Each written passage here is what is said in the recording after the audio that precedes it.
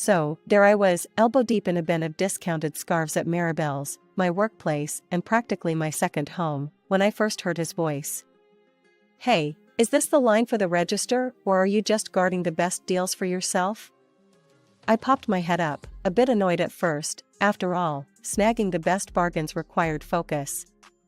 But then I saw him, James, with a crooked smile and a camera slung around his neck. "No line here," I said, standing up and straightening my blouse, a vintage find I was particularly proud of. "Just making sure none of these treasures slip away." He laughed, a nice, easy sound. "Mind if I dive in?" "I'm looking for something to jazz up a shoot. I'm a photographer." I could tell by the camera, I said, and we both laughed. It was a straightforward conversation, nothing fancy, but it clicked right away. James had an eye for style, which I guessed came with his job. As we talked, he mentioned he was at Maribel's to pick out accessories for a fashion show shoot. I told him about my knack for putting together killer outfits from sale items and leftovers. We chatted more about fashion, photography, and our favorite spots in the city to find hidden gems. Before we knew it, an hour had passed and we were still rifling through the bins together. "You know, you should come to the fashion show this weekend," James suggested. "See what I do with these scarves you helped me pick." I hesitated for a moment. I wasn't used to getting invites to shows, usually just cleaning up after them at the store. But something about James's straightforward manner made me want to say yes. "All right, I'll come. It'll be nice to see the scarves in action instead of folded up in a bin." "Great," he said, his eyes lighting up. "It's a date then." "Well, not a date, unless you want it to be." We exchanged numbers and went our separate ways, but not before he bought a ridiculously flamboyant scarf that I had jokingly suggested. The rest of my day at Maribel's flew by. I couldn't stop thinking about how natural it felt to talk to James. It wasn't just his looks, though. Okay, he was pretty cute. It was the way he seemed genuinely interested in what I had to say. And in a world where fashion could be all about the price tag, his appreciation for my budget-savvy skills felt refreshing. The weekend couldn't come fast enough. I found myself looking forward to seeing James again and curious about the fashion show. True to his word, James met me outside the venue, his camera in hand, ready to capture the event. The show was fantastic, the models looked stunning, and the scarves we'd picked out added just the right pop of color. Afterward, James and I headed to a cozy cafe nearby to talk more over coffee. Sitting across from him, I felt a connection that was hard to ignore. We talked about everything, from our favorite bands to our shared passion for thrift shopping. James laughed at my tales of epic sale conquests. "You really have an eye for this," he said, stirring his coffee. "Ever thought of doing it professionally?" "Every day of my life," I admitted. "But it's tough to break into styling full-time without the right connections." Things moved quickly after that. Before I knew it, James was introducing me to his family. His parents were warm and welcoming, which eased my nerves a bit. His mom, Linda, hugged me right away, and his dad, Mark, was all smiles as we sat down for dinner at their place. "You have a lovely home," I complimented, genuinely impressed by the cozy decor. "Thank you, dear," Linda replied.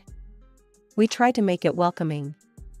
Dinner was going smoothly until Claire, James's younger sister, walked in. She was the complete opposite of the warm reception I'd received so far. Dressed to the nines, she eyed my outfit, a chic ensemble I'd snagged at a fraction of the cost, and smirked. "So, you're the girl James can't stop talking about," Claire said, her voice dripping with a mix of curiosity and disdain. "I guess I am," I responded, trying to keep the atmosphere light. Our conversation was interrupted by Mark's compliment about my outfit. "You look wonderful tonight, Elise. James tells us you're quite the bargain hunter." Proudly, I said. "Thank you. Yes, I love finding good deals. Makes fashion more fun when it's like a treasure hunt." Linda nodded in approval, but Claire just rolled her eyes. I couldn't stand wearing something so economical. I prefer the finer things in life, not leftovers from a clearance bin. Mark frowned slightly at his daughter's rudeness. Claire, you could learn a thing or two about saving from Elise here. Oh, please, Claire scoffed. I'm not about to pinch pennies and miss out on the best. Life's too short for second-hand silk. The table went quiet. I felt my cheeks burn with embarrassment. James, meanwhile, just gave Claire a weak smile and didn't say a word. It stung that he didn't stand up for me. After dinner, as we were leaving, I couldn't hold back any longer. James, why didn't you say anything? Your sister was outright rude. He sighed, a look of discomfort crossing his face. Look, Elise, I know Claire can be a bit much, but she's my sister. I have to stick by her, you know? But sticking by doesn't mean you let her walk all over me, or anyone, for that matter, I countered, frustrated. James ran his hands through his hair. It's complicated. We've always been close, and I don't want to stir up drama. Let's just ignore her comments, okay? I nodded, not quite satisfied but willing to let it go for the moment. However, deep down, I knew this was something we'd have to address sooner or later. If things were going to move forward with James, he needed to know that I wasn't just going to roll over and take that kind of treatment, not from Claire or anyone else. Things with Claire went from bad to worse after that dinner. It was like she had it out for me, finding every opportunity to dig into my lifestyle and choices. One sunny afternoon really highlighted the tension between us. I was on my way to check out a sale at a high-end boutique when I heard someone call out in a loud, mocking tone. There she goes, bargain bin queen herself. I turned to see Claire, flanked by her usual entourage, sneering at me from across the street. Her friends joined in with laughter, obviously enjoying the show. Yeah, headed to snatch up another glamorous discount? Claire added, her voice dripping with sarcasm. Keeping my composure, I responded with a calm and clear voice. Actually, yes. They've got a sale on their luxury line, half off today. You guys should check it out, it's a steal. To my surprise, Claire's friends paused, exchanging looks. One of them, a tall girl with sharp features, seemed genuinely interested. Really? Half off? That sounds like a great deal actually. Yeah, let's go see, another chimed in, and just like that, the group crossed the street towards me, leaving a fuming Claire behind. She huffed and stomped her foot, clearly not used to being ignored. But the confrontations weren't limited to the streets, they followed me to work. One particularly busy day at Maribel's, Claire strutted in, her demeanor as haughty as ever. She browsed through the racks of new arrivals, then came straight to the register where I was helping another customer. Hey, I need a favor, she said loudly, cutting off the person I was assisting. Can you give me a discount on this? She asked, holding up a sleek, expensive-looking dress from our latest collection. I'm sorry, Claire, but that's a new arrival. We don't have discounts on the latest collection, I explained, trying to keep my professional tone. Come on, Elise. We're practically family. You can make an exception, she insisted, her voice edged with entitlement. That's not how it works, Claire. I can't give discounts at my discretion, especially not on new stock. Her face turned a shade of red, and her voice rose. That's ridiculous. You're just being difficult because you don't like me. I'm going to talk to James about this. Feel free to do so, but our store policy won't change, I replied firmly, handing her back the dress. She threw the dress onto the counter and stormed out, muttering about how unhelpful I was and how she'd make sure her brother knew about my poor attitude.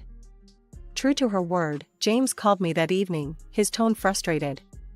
Elise, my sister came home really upset today. Why wouldn't you help her out? She just wanted a little discount. James, you know I work in retail. I can't just hand out discounts.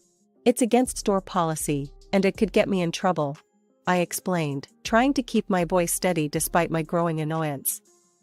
But she's my sister. Can't you just make an exception this once? He pressed. No, James, I really can't. It's my job on the line. You wouldn't want me to compromise my work, would you? I countered. We ended the conversation there, but the issue remained unresolved. The constant tug-of-war over Claire's expectations and my refusal to bend the rules was straining not just my relationship with her, but with James as well. After the discount debacle, I did my best to keep my distance from Claire, but family dinners made that nearly impossible. At each gathering, she seemed more intent on flaunting her latest conquest, a wealthy guy she'd started seeing. She'd throw around comments about the lavish lifestyle she was expecting, each one feeling like a tiny jab at my more modest ways. During one such dinner, she was bubbling over with details about her upcoming wedding plans. "Oh, you wouldn't believe the size of the diamond he's getting me. It's simply massive," she boasted, making sure everyone at the table could hear. James, sitting next to me, chimed in with genuine enthusiasm. "Yeah, sis, make sure you snag that guy before he realizes you're way out of his league." He laughed, nudging her playfully. The conversation drifted to other topics, but the undercurrent of Claire's bragging lingered. It was clear she loved the spotlight. Meanwhile, James turned to me with a softer expression once we were alone in the car. "You're quiet tonight. Everything okay?" he asked, reaching over to squeeze my hand. "I'm fine, just thinking about our own plans," I said, forcing a smile. His eyes lit up. "Speaking of which, I've been meaning to ask you." He trailed off, and I felt my heart skip a beat as he pulled a small box from his jacket pocket. "Elise, will you marry me?" he said, opening the box to reveal a beautiful, simple ring that was perfectly my style. Tears sprang to my eyes, not just from the joy of the moment, but also from relief. "Yes, James, of course, I will." We spent the next few months deep in wedding planning. I threw myself into every detail, designing the style of the celebration with a keen eye. I ordered a special wedding dress with a large bow, something unique and stunning. I sketched and planned each aspect of the decor, from the photography areas to the table settings, ensuring everything followed a cohesive, elegant theme. At home, I spread out my designs on the living room floor, poring over fabric swatches and invitation samples. James watched, impressed with my dedication.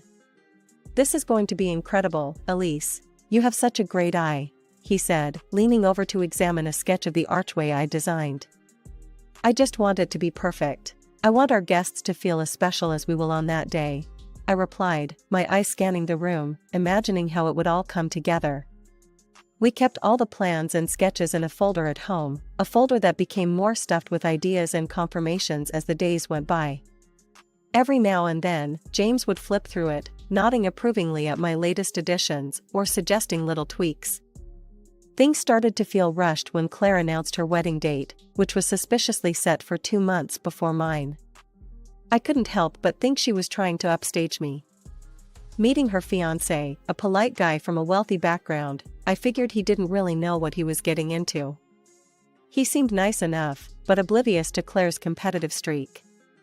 One afternoon, I was out shopping with Linda, my future mother-in-law, trying to pick out some last-minute decorations for Claire's wedding, as well as some items for my own. We decided to take a break and grabbed some coffee at a nearby cafe. Linda stirred her coffee, looking a bit distressed. "I just don't understand Claire sometimes.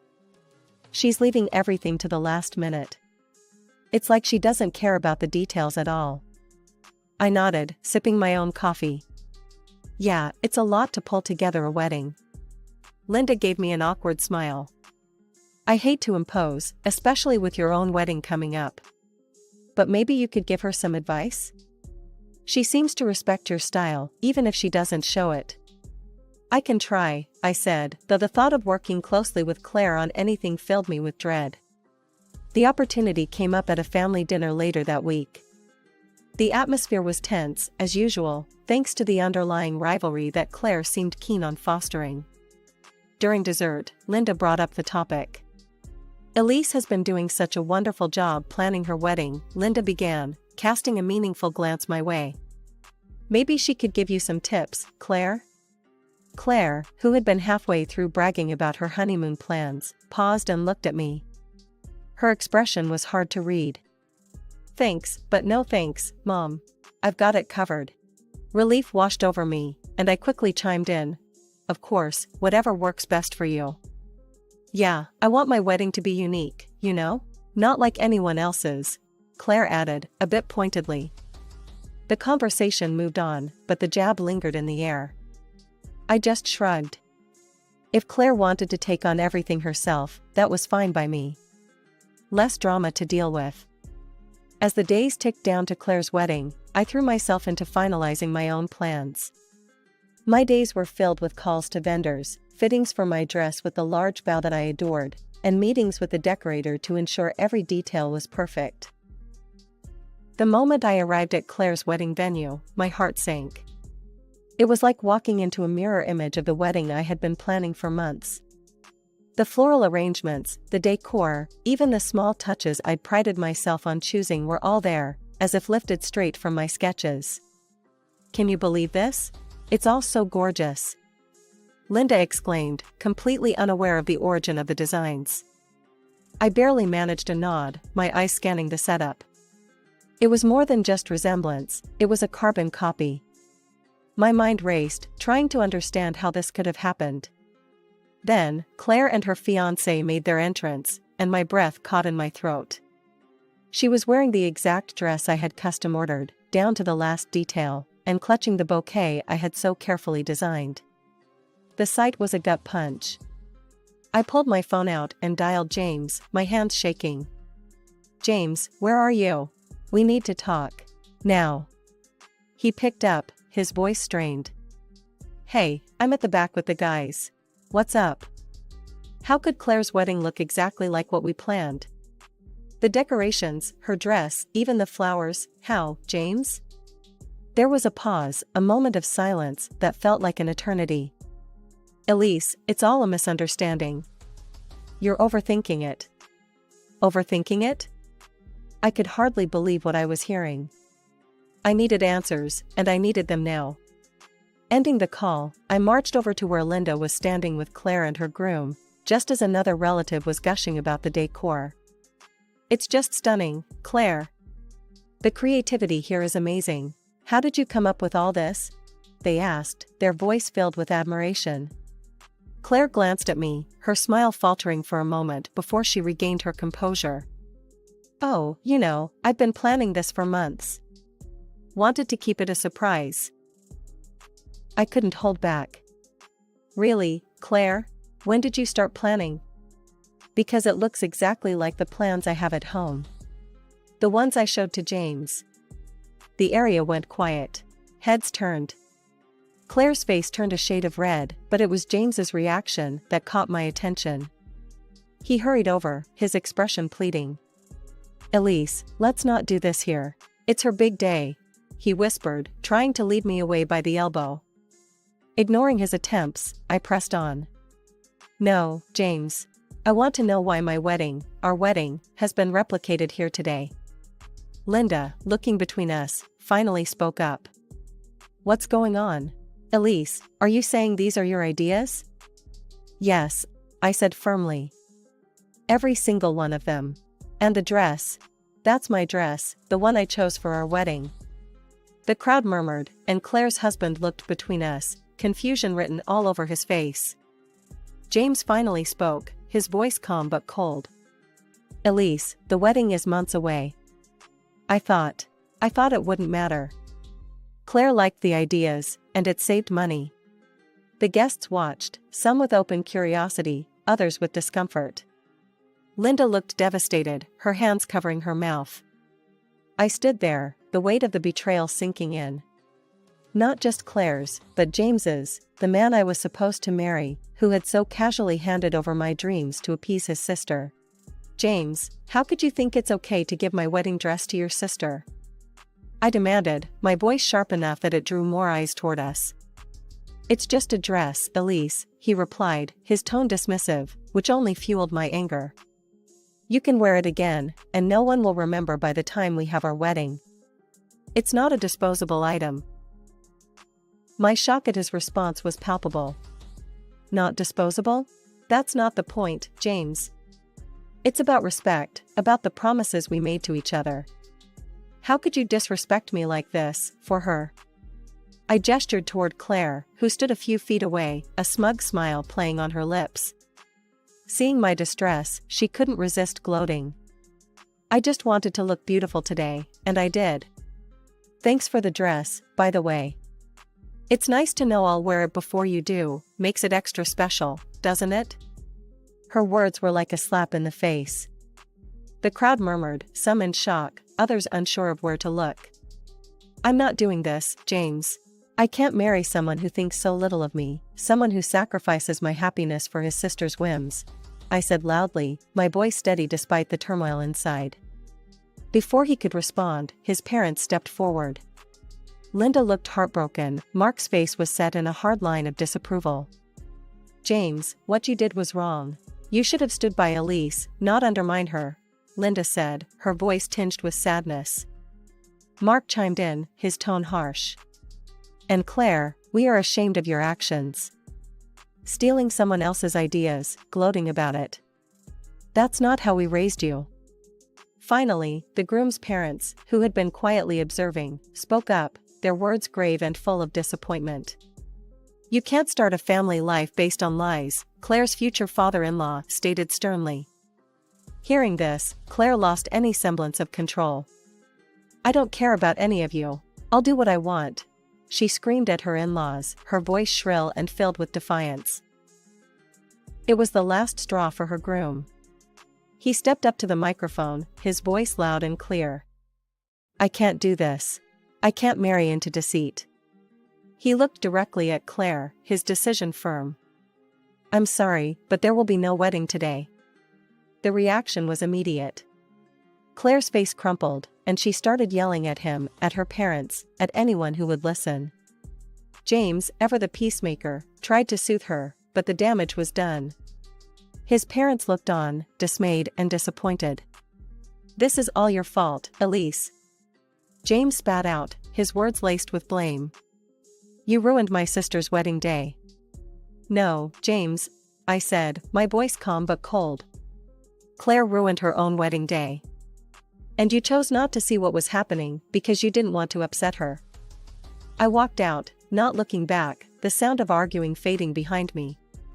As I stepped outside, the cool air felt like a balm. I was free from the twisted loyalties and deception that had marred what should have been a joyful occasion. Breaking up with James was like ripping off a band-aid. It hurt like hell at first, but it was necessary for healing. After the disastrous end to Claire's non-wedding, I realized I couldn't just let it all slide. There were too many expenses piled up, too many plans trashed, because of what James did. So, I got myself a lawyer. The day of the hearing, the courtroom was tense. The judge called the session to order, and my lawyer laid out the case, presenting receipts, contracts, and testimony from various vendors.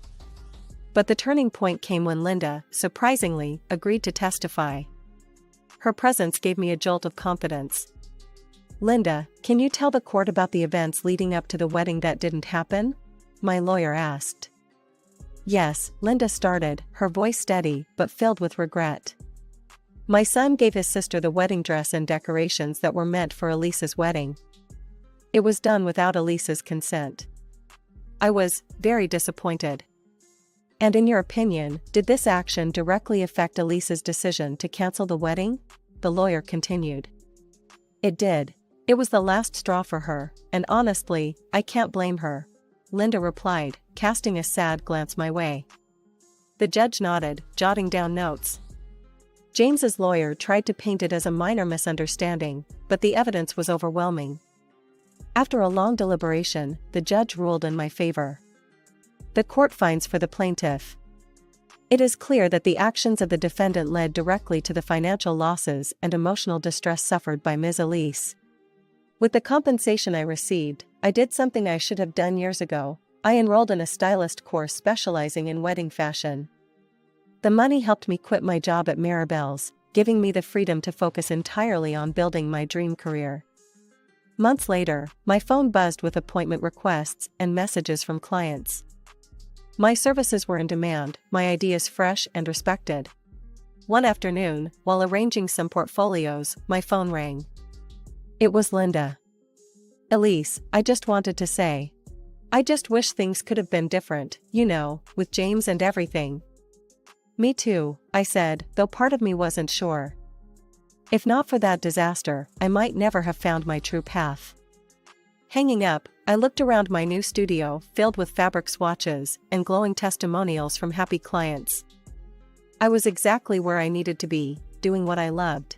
Sure, the road here was bumpy, but sometimes life's detours lead to the best destinations.